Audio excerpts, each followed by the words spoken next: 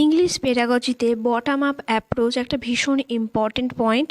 এটা কিছুটা বাংলা পেডাগজির বর্ণানুক্রমিক পদ্ধতির মতো। এখানে কি হয়, অনেক সময় প্রশ্ন করা হয় যে শিক্ষক বা শিক্ষিকা শ্রেণীকক্ষে এসে প্রথমে বর্ণ সম্পর্কে আলোচনা করলেন, তারপর সেখান থেকে শব্দ সম্পর্কে আলোচনা করলেন, ভেঙে ভেঙে সেই শব্দটাকে বিশ্লেষণ করছেন, তারপর সেন্টেন্সে যাচ্ছেন, তারপর প্যারাগ্রাফ যাচ্ছেন এবং তারপরে গিয়ে কোনো বৃহত্তর স্টোরিতে যাচ্ছেন। অর্থাৎ বাচ্চাদেরকে প্রথমে আমরা যেভাবে সেকেলের পদ্ধতিতে শেখানো হতো, এখনও কিছু কিছু জায়গায় শেখানো হয় স্কুলে বা বিভিন্ন জায়গায়, যে প্রথমে শিক্ষার্থীদের বর্ণ শেখানো হবে, তারপর তাদের শব্দ, তারপর বাক্য, তারপর প্যারাগ্রাফ এবং তারপরে শেষে গল্প।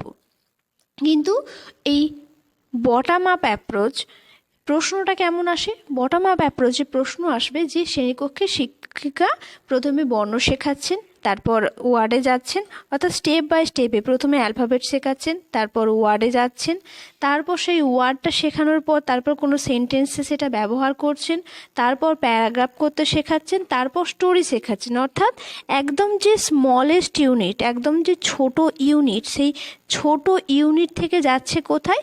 একটা বৃহত্তর ক্ষেত্রে। আমাদের লক্ষ্য তো মেন কি, যে একটা শিক্ষার্থীকে কোনো গল্প শেখানো বা গল্প পড়ানো। তো সেই ক্ষেত্রে একদম ছোট স্মলেস্ট ইউনিট থেকে একটা বৃহত্তর ইউনিটে যাওয়া হচ্ছে।